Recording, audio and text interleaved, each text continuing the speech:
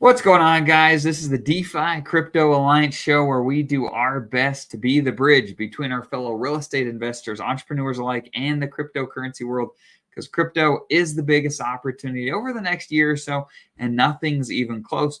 Welcome along on the journey. We appreciate you guys. Corey, take it away.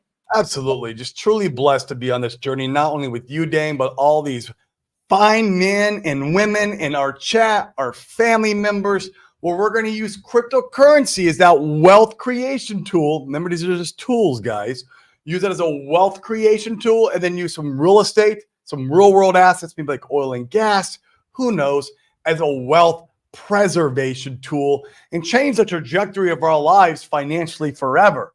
And that's kind of the idea. And right now we're in that spot of the market cycle where we have this opportunity for the ones who are paying attention, for the ones that are noticing, for the ones who are doing the due diligence, for the ones who understand where we're at in the cycle. This is the opportunity of a lifetime. Do I believe the cycle is over? No, I'm seeing some FUD around Twitter right now where that potentially that was the top, the all-time top. There was your left translated cycle, and now it's Goblin Town for another 2, 3, 4 years. Now, that's not my thesis, although I've been wrong before. I'm wrong all the time, and I could be wrong now. So you make your own financial decisions. This is never financial advice. Me and Dane are just a couple of dudes on the internet speculating about our own money and what we're going to do with our money and what we believe in. And that's all this is. And we're just hoping for a lot of friends to come along the ride with us. And it's just been a fun ride up to this point. And I'm going to start some new rumors. Dane, Germany is selling Bitcoin right now because they're buying Pulsechain.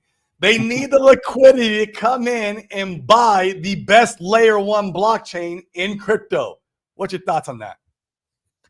I mean, I like the rumor. I think let's push it out there and see what happens, right? You don't think people are going to buy it? People are going to believe me that Germany's selling for Pulsechain? I mean, I like it. If I was Germany, I would be doing it. Of course, I'm not running a nation state, so thank God.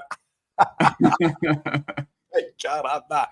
I'll be spending all the money on Pulsechain. Although Pulsechain would moon, that would be cool. That would be cool. Yeah.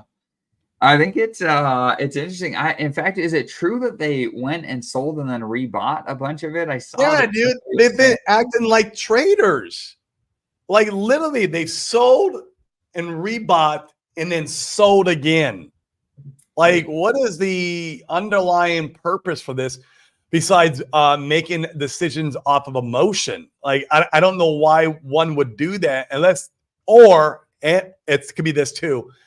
Or they're trying to push the price down further and flood the market out so they can come back and accumulate. I just don't understand why anybody would do that. I understand why people do it because people do it off of emotion. Like that's the main driver of why people buy anything. To be honest with you, even when you buy a soda at your local convenience store, it's usually off some kind of emotion that's going on inside you. It's just weird to me, man. Yeah, we've seen it on chain or the data points. I've seen it from multiple data points for me. So I don't know, what the purpose behind that is. It's really, really odd. Everybody's here to try to profit, right? And so I think this is them trying to do that. It's time will tell if they do a good job of that. It'll be interesting to see. But, I think it's probably as simple as that. They saw something and they thought it was time to get out of some of their position. And they thought it was time to get back in and then get back out. We'll see. Why do that part? I get it. I get why getting out of your position. Profit, right?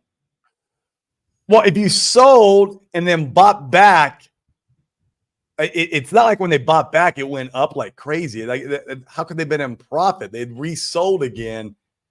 I mean, would they have profit maybe 5%? I mean, maybe that's a justified enough profit, but that doesn't make sense. It still doesn't make sense to me. Besides being an emotional trader, it just seems like they are being an emotional trader to me.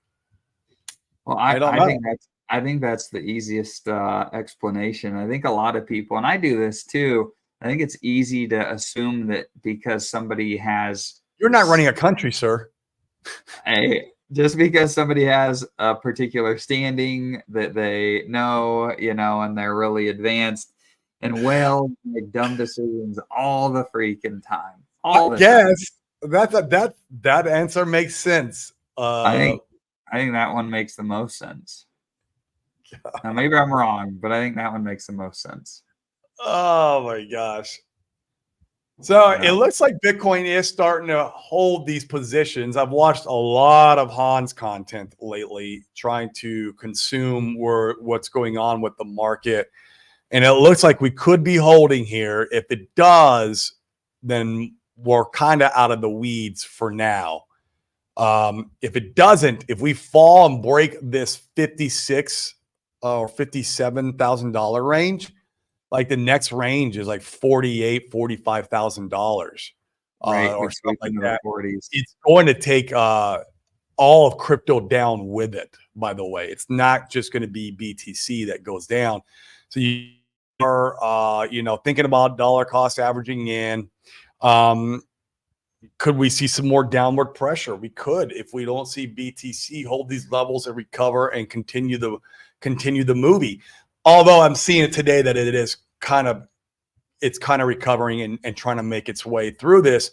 But just, keep your wits about you. If you're dollar cost averaging in, if you're, don't get fudded out. If BTC lose the levels and Pulsechain does go down, it's not because, because Pulsechain sucks or anything. It's because, the overall macro of crypto is going down and we're just going to follow suit. Now, the question is, how much do we follow suit? That's I would speculate and say it wouldn't be a whole lot. Maybe it's 20%. Maybe it's, I don't know. Who knows?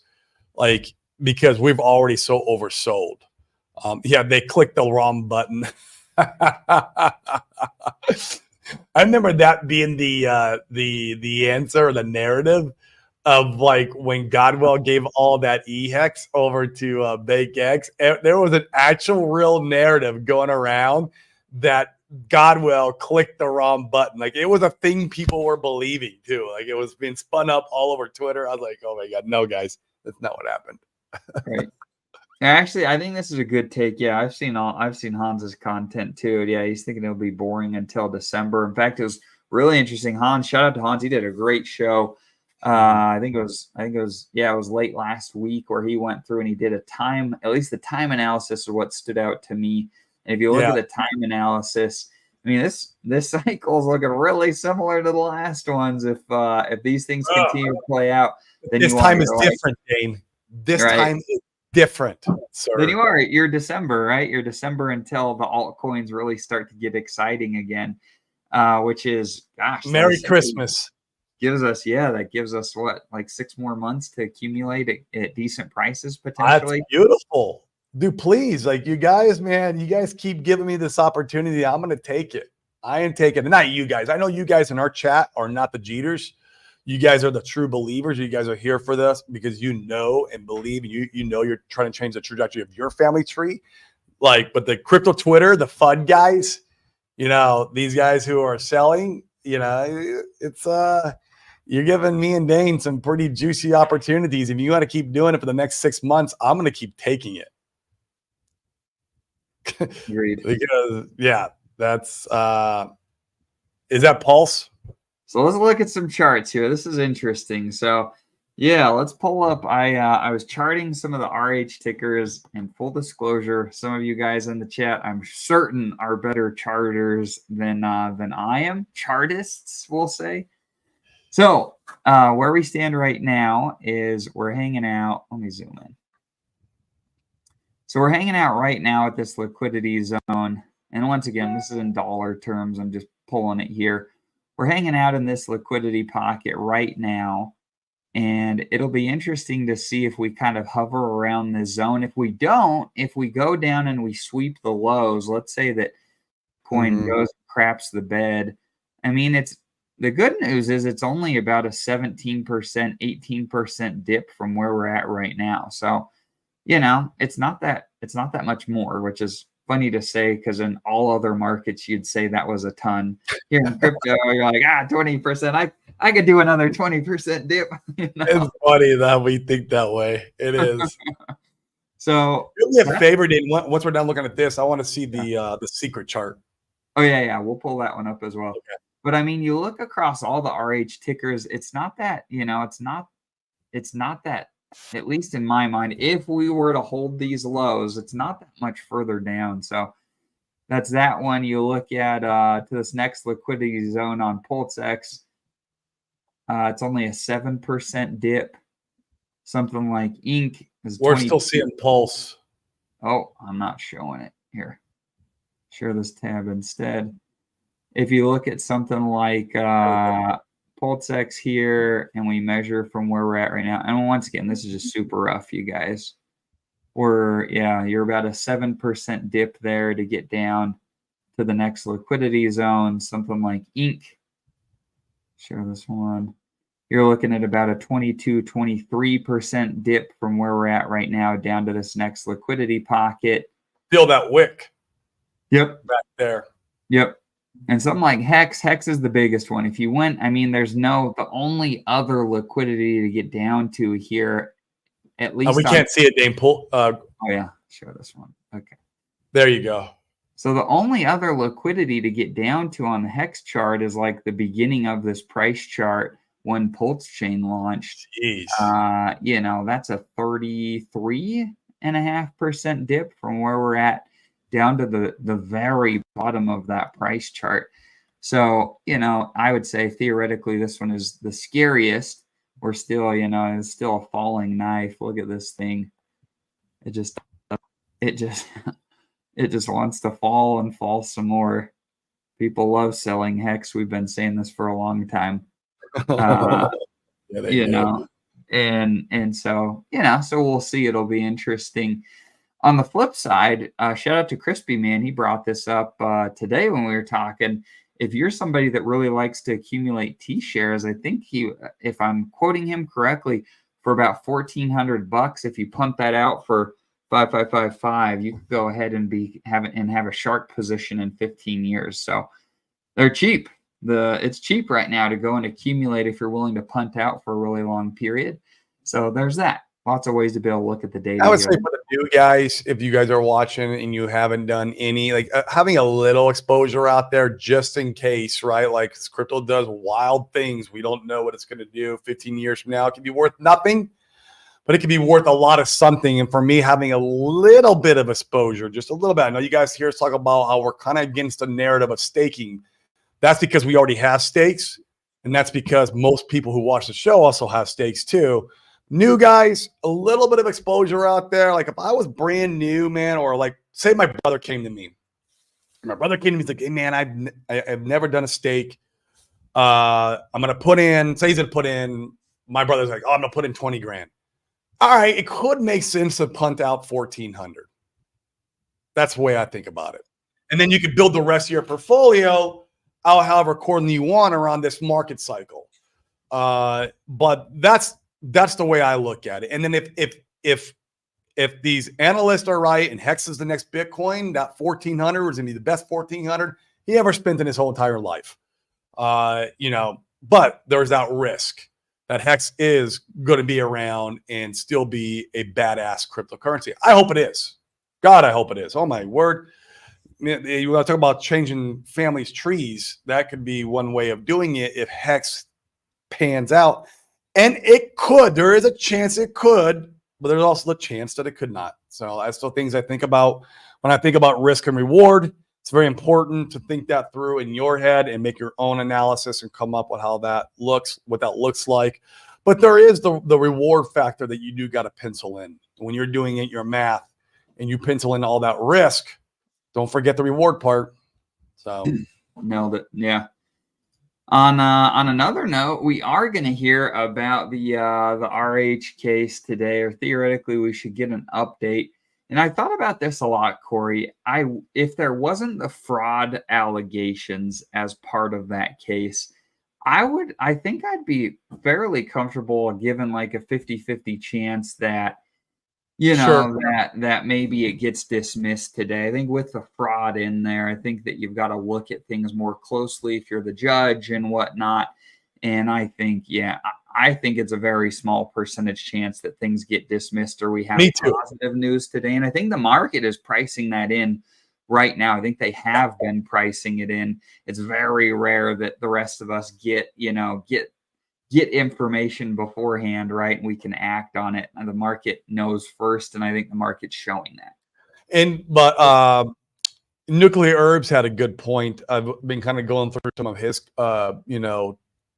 we call it X, or I don't even know, tweets. I call it tweets. But anyways, I was going through some of his stuff, and he said that what he's excited for about this is that it could give a little bit more clarity about what the SEC is going to continue pursuing with. They could alter or change or dismiss parts of the case. For example, you can't sue Hex itself as an entity or take Hex to court, or Pulsechain. There's no Pulsechain Corporation. You can't do that. So there's things that they could change or dismiss about the case to try to help the SEC's probabilities of winning when they go to court. And also it would relieve some pressure up on RH too. So like it'd be, there's good things that could come out of it without just a full like, oh, this is dismissed. So that's what we're kind of hoping for. That's what Nuclear Herbs is hoping for. He's like, look, there's like 0% chance that's gonna be dismissed. That's what he thinks. He's like, It's like practically zero. But what it does is it puts a little bit more clarity. And Nuclear Herbs is thinking that's the exact tactic that RH's attorneys are deploying here. It's not because they want a natural dismissal. It's because they're wanting some things to be ironed through before they can go and pursue this harder. So that's all it was. And so like, yeah, I mean, it doesn't mean that we can't get some good news as far as the lawyers are concerned and everything else, right? It doesn't mean that. But I'm with you with that. I do believe maybe a 0 to a 2% at max that we get a full dismissal. But man, I don't know, man.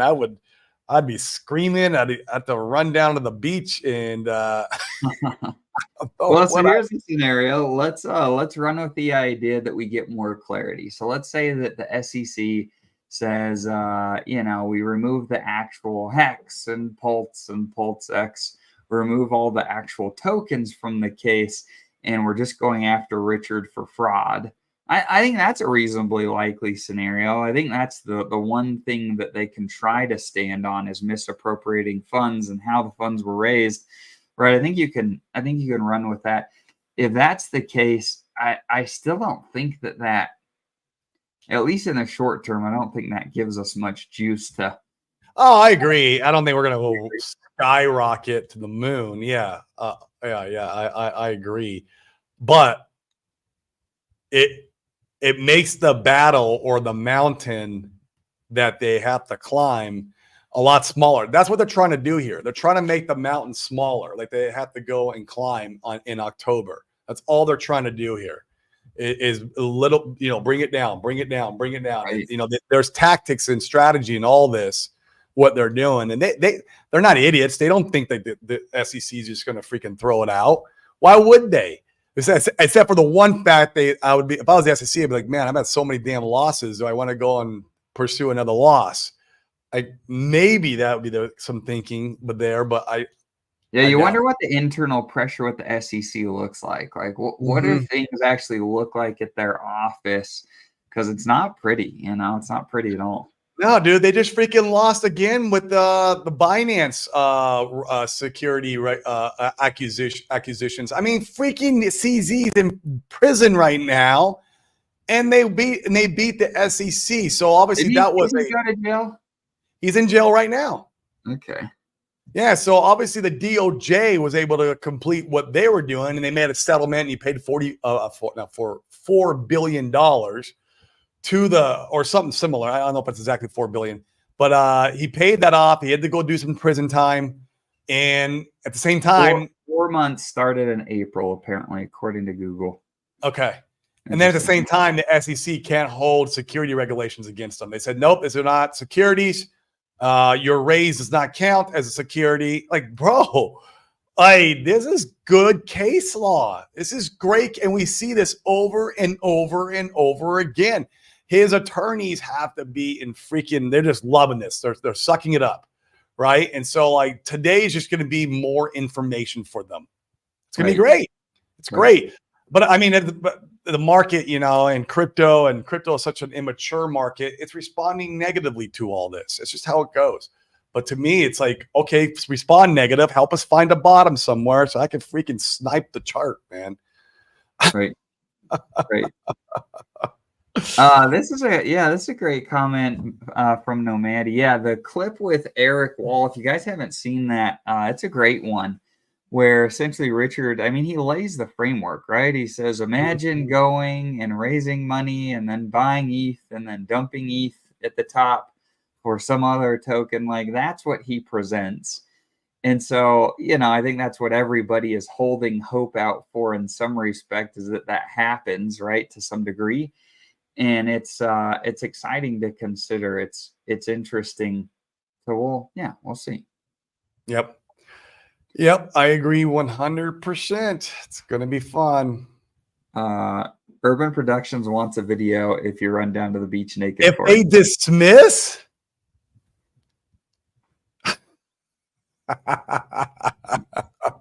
that might justify it if they actually dismiss the case. That would definitely justify it. They'd have to dismiss the whole entire case, though. Like all of it's gone and thrown out, and then like we're good.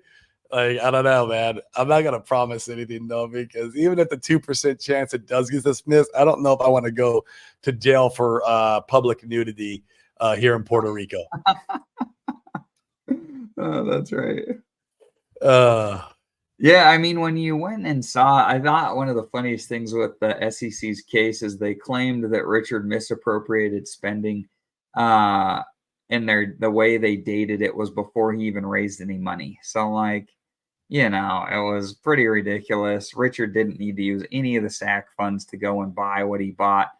And even if he did, like, in the end of the day, the way he raised the money, in my opinion, like, it's not a big deal. It's not like he went and spent a lot of it either. Like, you know, he raised over $1 billion. Even if you calculated up the watches and the cars, there was less than, you know, 10 million bucks in spend there, in my opinion. Like it was a drop in the bucket in relationship to the total amount. 120. You know. I mean, he was cycling that through Hex like it was water back in the day. I mean, he's not worried about like, oh man.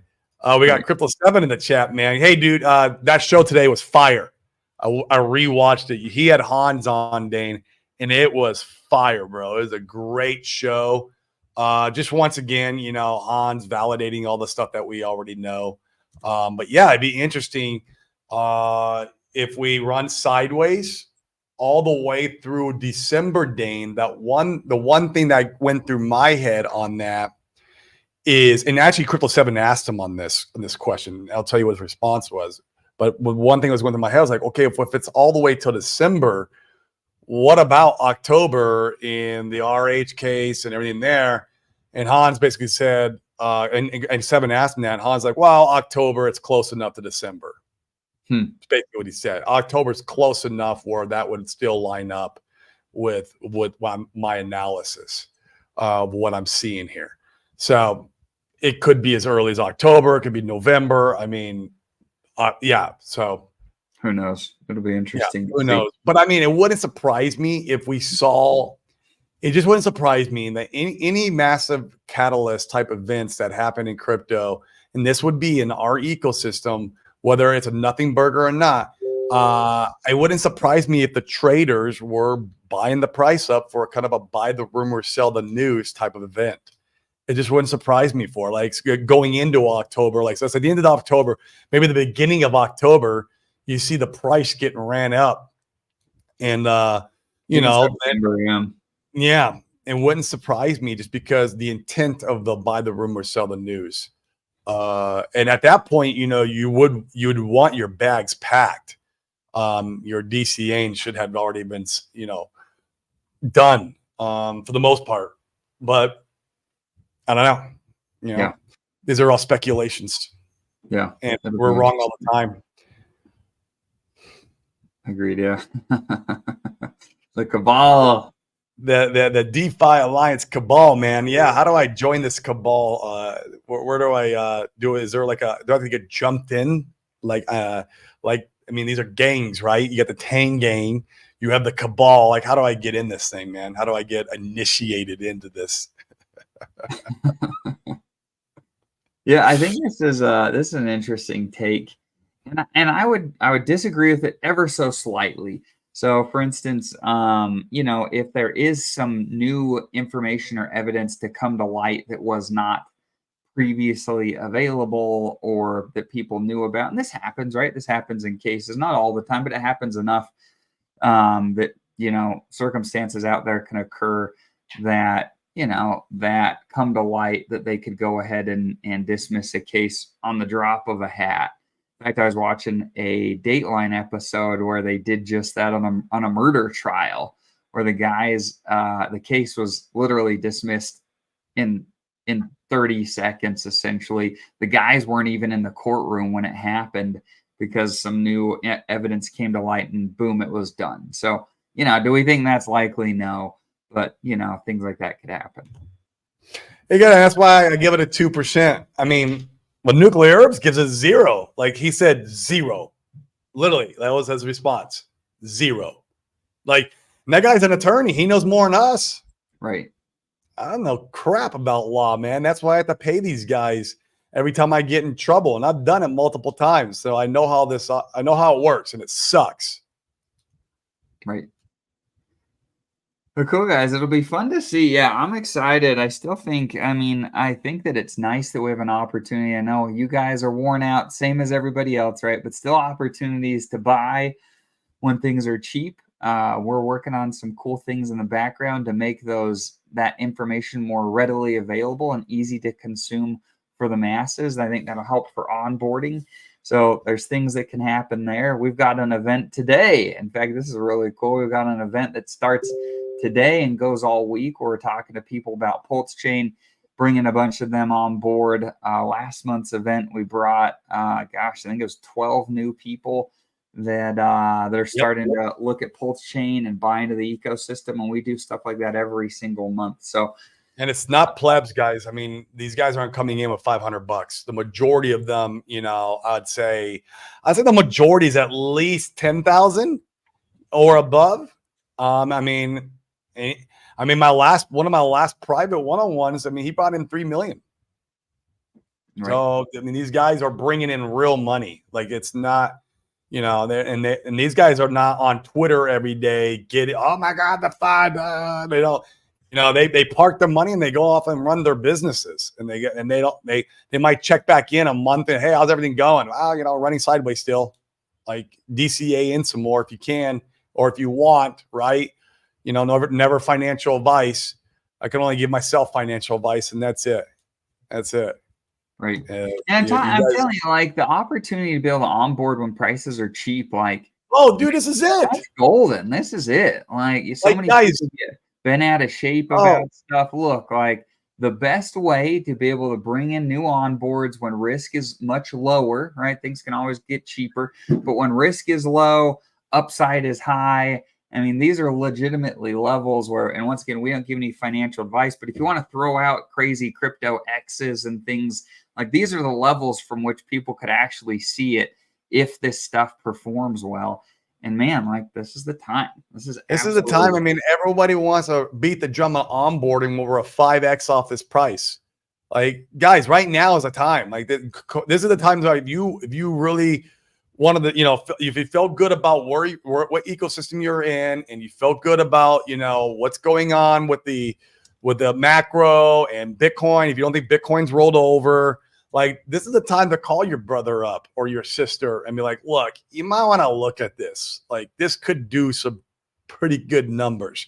You're used to the stock market world where you make 20% on a good, like, that's a good stock in a good year. The average, I think, is like 7% a year is what it normally does. I think it's been doing better than that these last couple of years just because of freaking NVIDIA. But, like, you can explain to them, look, here's what this has done in the past. Here's what other layer ones have done in the past. This is what this guy's last token did. Like, so these are the times to do that. It's not when going into the RH case and we've done a 5X off the bottom and then you're feeling euphoric and now you're calling your brother to try to get him in. That's the wrong time. You just did him a disservice.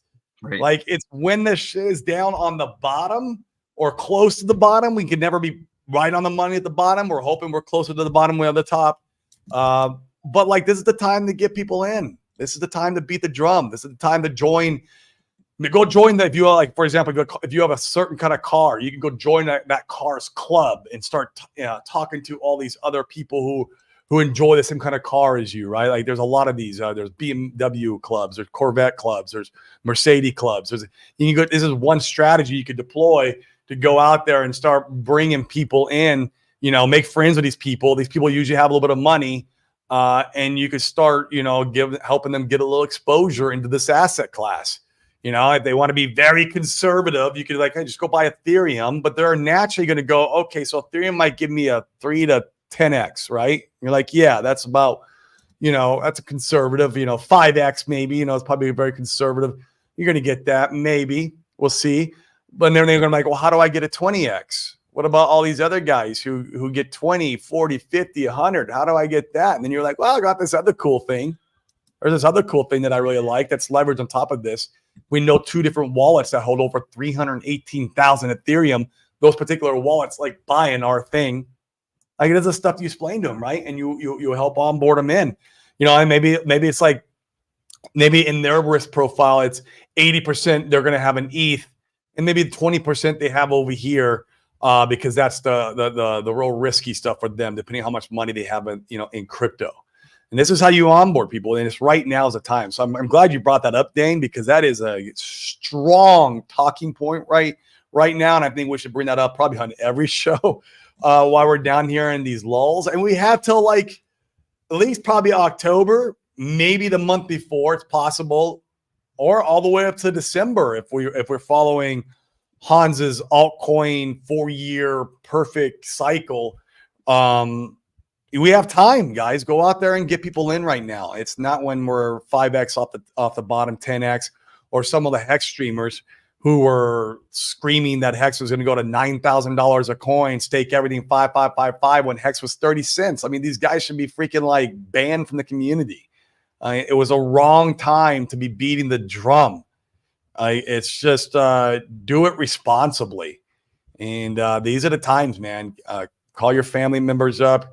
Go join your local car club. If you're a golfer, golf is a great place to go out and meet money and build relationships. It's actually really good for business.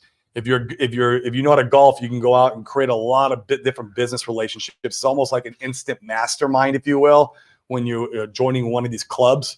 And so that's your stick. Use that stick to your advantage, right?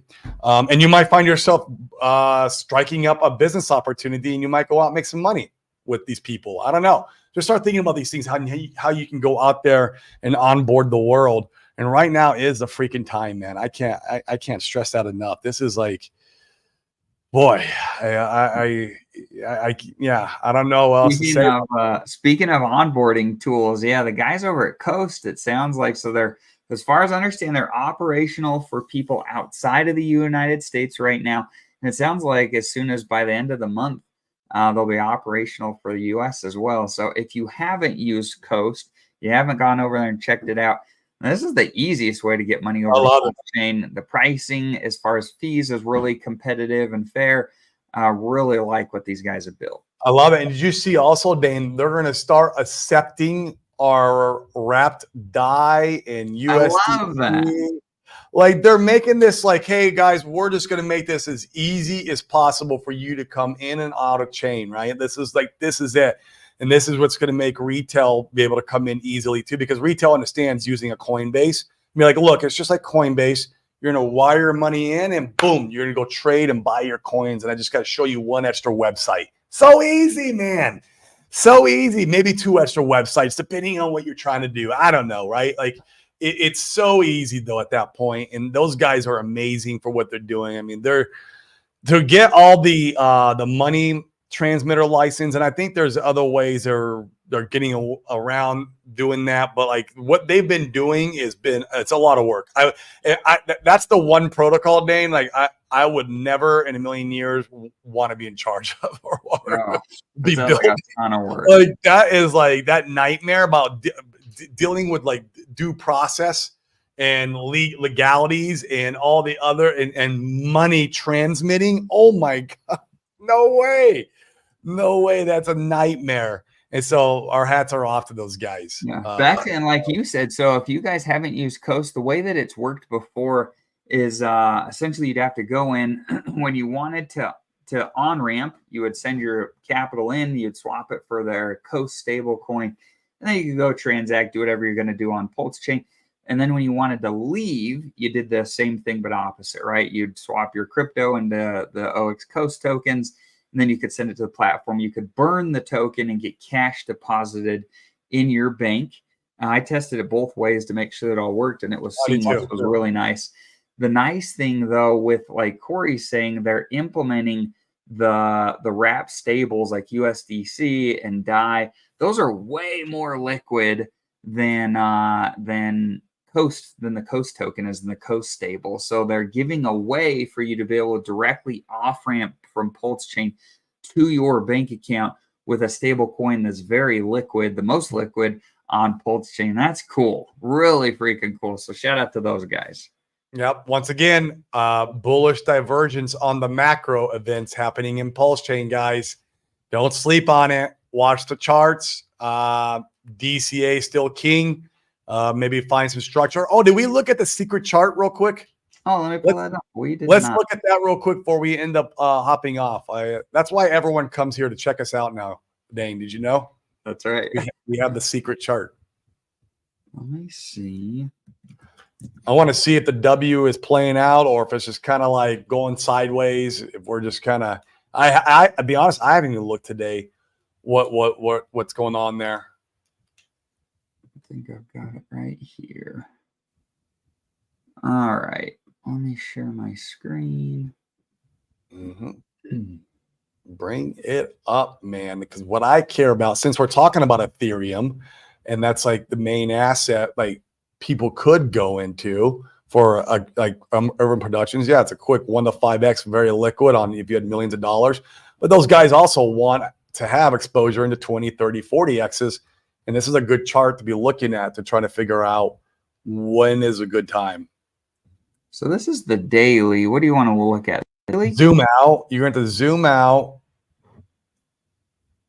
There we go. There was the W that was printing. And so like it just kind of rolled over and it's running sideways. It looks like, you have it measured against ETH right now?